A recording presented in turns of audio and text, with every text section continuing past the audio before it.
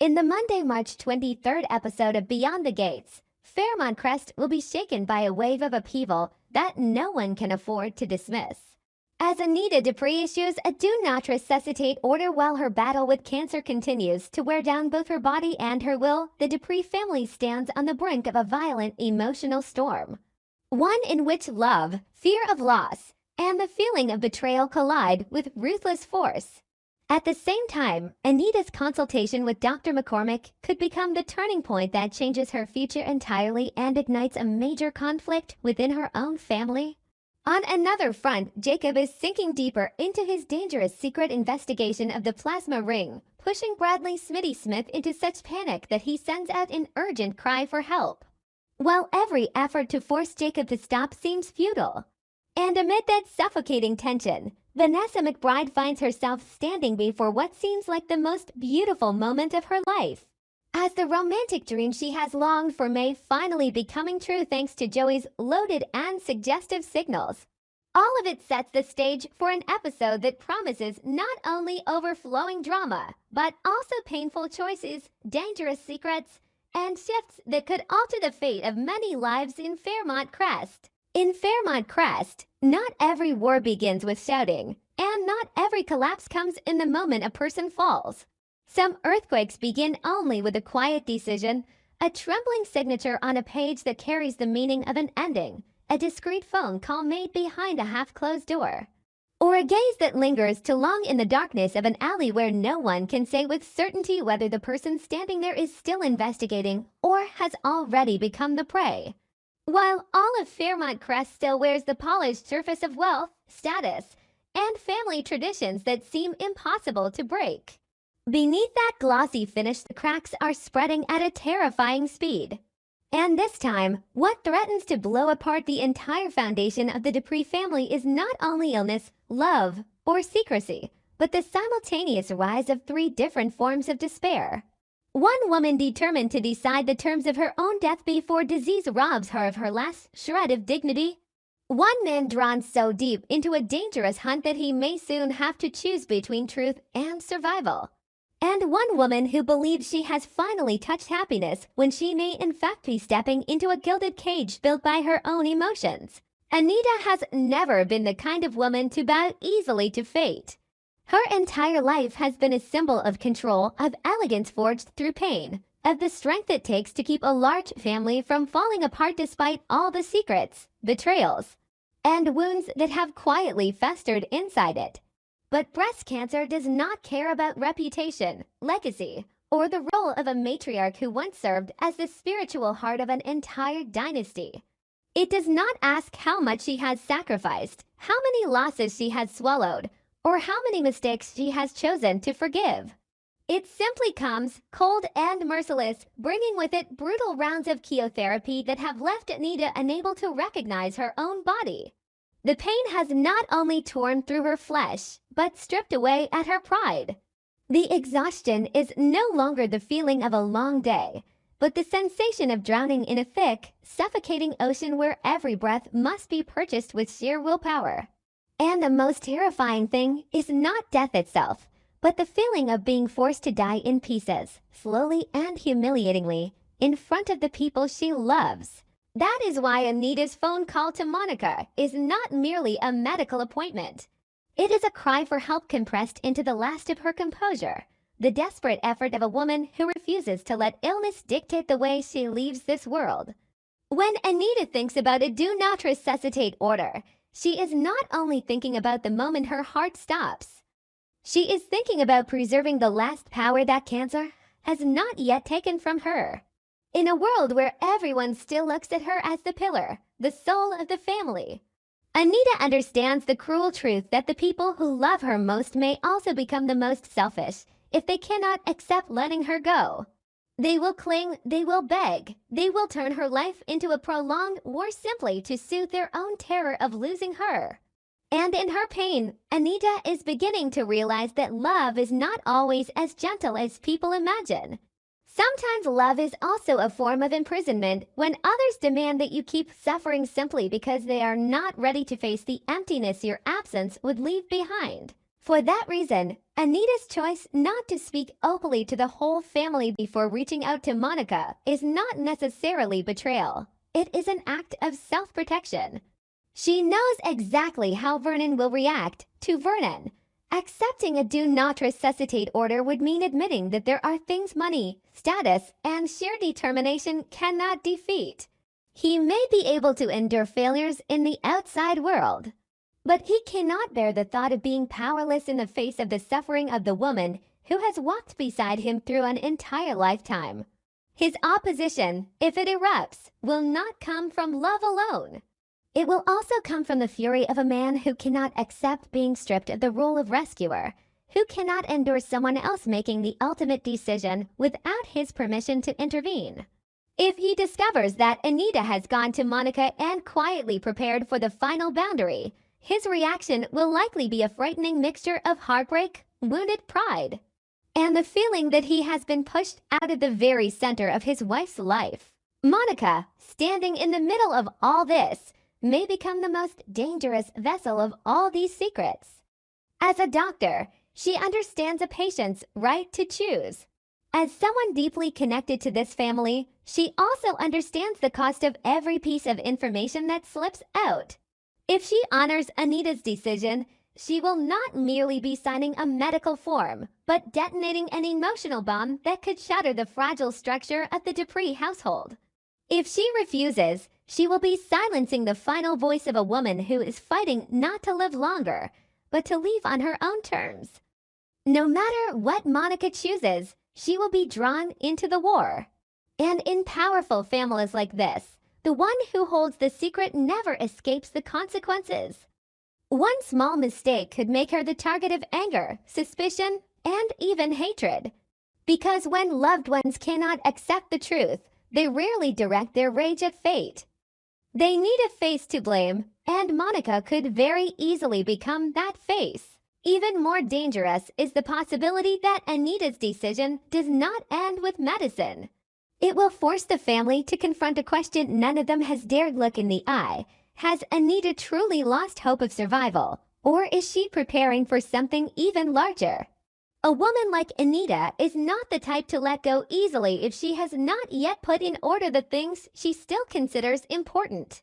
That is what gives the do not resuscitate order the feeling of a double message. On the surface, it is acceptance of limitation. But underneath, it may be the opening move toward a truth Anita knows she no longer has much time to keep hidden.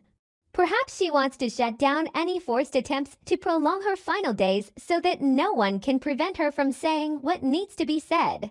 Perhaps in pain she has seen more clearly than ever before the rot, the lies, and the ambitions inside her own family. And if that is true, then that piece of paper will not merely be permission for peace, but a declaration of war against everyone who believes she has become too weak to control the final game. Meanwhile, in another part of the city, the conflict between Jacob and Smitty opens up a different kind of pain, quieter, but no less lethal. Smitty is not merely frustrated that Jacob continues the mission. That frustration comes from fear that has been compressed for too long, from the helplessness of watching someone he loves sink deeper into darkness with no way to pull him back. Jacob has never been the kind of man to give up easily. Once he catches the scent of truth, the more he is blocked, the more determined he becomes to move forward. But that is exactly what makes the situation so terrifying. Because the investigation into the plasma ring has gone far beyond the scope of a single case. What once looked like a shadowy network may now be leading towards something far darker, a structure of power where profit, blood, and loyalty are bound together by silence. If Jacob saw something in that alley that made retreat impossible, then it was not just evidence. It may have been the face of someone he never expected to be involved. It may have been a sign that the entire system has crept closer to the Dupree family, to familiar people, to those who once believed they stood safely outside the underworld. Smitty understands that danger through the instincts of someone who knows how to love and how to fear. He does not need the full file to realize that Jacob has gone too far. Every warning he gives, every flash of anger, is only the outer shell of a deeper panic. If Jacob keeps going, there may be no way back. But Jacob is trapped in the obsession that comes from standing too close to the truth. The nearer he gets to the center, the less he can bear the thought of stopping. He no longer wants only to solve the case. He wants to prove that the sacrifices, the cracks in his personal life, the hours spent living inside suspicion and danger have not all been meaningless. And that is the moment when an investigation begins to mutate into a battle of identity. Jacob is no longer just hunting criminals. He is racing against his own obsession to uncover the truth before the truth devours him. What makes the conflict between Jacob and Smitty so painful is not a simple question of right or wrong, but the fact that both men have valid reasons why they cannot back away. Smitty wants to save Jacob from the abyss before it is too late. Jacob wants to keep going because he believes that if he stops now, darkness wins. But in battles like this, the most terrifying truth is that no one wins. If Jacob listens to Smitty, he may have to accept that some monsters cannot be dragged into the light without an unbearable price. If he continues, he may put his entire family within reach of people who are never going to spare anyone who knows too much. And if the plasma ring truly connects to a larger force than anyone imagined, then the call from the alley is no longer just an update on the case. It is a warning that safety has already expired. Perhaps the most disturbing possibility is that Jacob is being watched without realizing it. In the world of underground power networks, no one goes this far without being seen. Every time he appears at a hot spot, every lead he follows, every name he quietly pieces together may already have caught the eye of someone patiently waiting for the perfect moment to strike back. And when Smitty tries to force Jacob to stop, it may not be only emotional fear speaking. He may have sensed what Jacob, intoxicated by the hunt, can no longer see, that the trap has already closed, and the bait no longer realizes he is walking toward death. If that is true, then the confrontation between the two men is not just a disagreement over strategy. It is the tragedy of two men standing at opposite ends of loyalty, one choosing to protect life and the other choosing to protect truth. While both are torn apart by the thought that their own choice may be the one that destroys everything. In contrast to those suffocating storms, Vanessa and Joey's story appears, on the surface, softer and closer to a dream, but that is precisely what makes it home to the sweetest kind of danger. Vanessa has longed for the feeling of being seen, of being prioritized, of being cherished in a world already too full of lies and disappointment. Joey's presence, that of a man with charm, power, and an apparent gift for making a woman feel special, arrives at the exact moment when Vanessa is most vulnerable to hope. And that is what makes this connection both beautiful and frightening. Because dreams are always most seductive when they grow from the barren soil of loneliness, Vanessa is not foolish. She is perceptive enough to feel the difference between a passing thrill and something real. But when people grow exhausted by old wounds, they can begin to mistake the feeling of being chosen for lasting safety. She wants to believe that this time it could be different, that the signals Joey is sending are not merely the flirtation of a casino boss who is used to playing big, but the expression of a man willing to open his life and let her inside. And yet Joey is not the kind of man who can be read by simple standards. His feelings for Vanessa may be genuine, but genuine does not mean harmless. A man like Joey is accustomed to living within structures of power, accustomed to controlling the rhythm of emotion and advantage. And men like that rarely step into love without carrying their instinct for possession with them. If he wants something deeper with Vanessa, then the question is not only how much he loves her, but how he will love her. Some men give the women they love tenderness.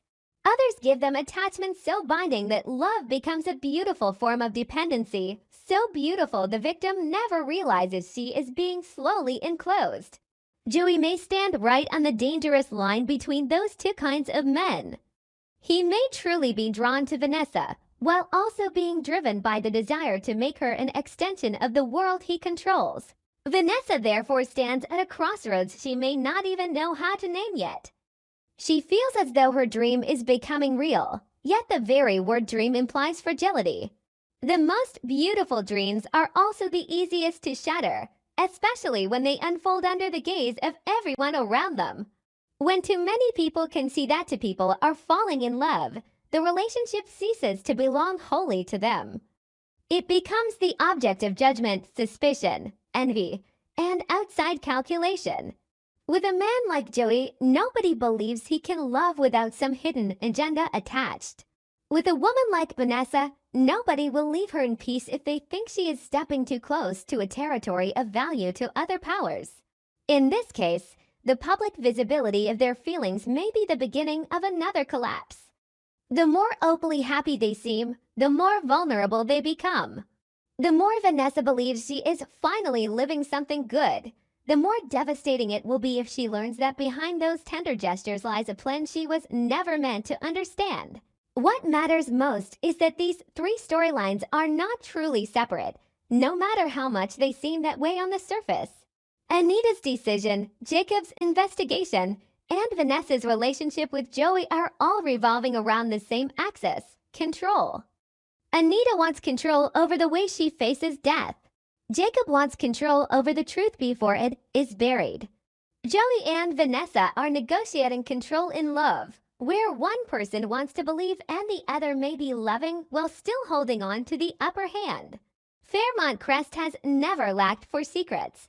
But what makes this phase so dangerous is that the secrets are no longer willing to stay still. They are beginning to move, to collide, to force every character into a situation where true nature can no longer hide. Who truly loves and who is only trying to possess? Who truly wants to protect the family and who is only terrified of losing power inside it?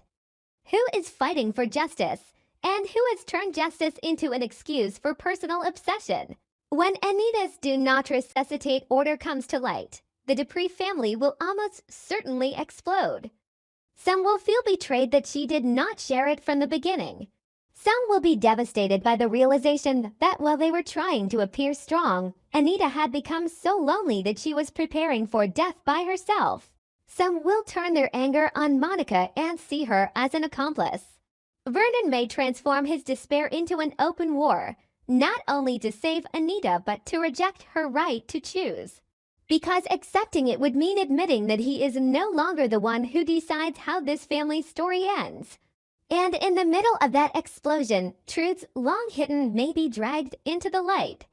If Anita truly still holds a secret bigger than anyone suspects, her decision will be the spark that drives everyone into chaos before the truth is even spoken aloud.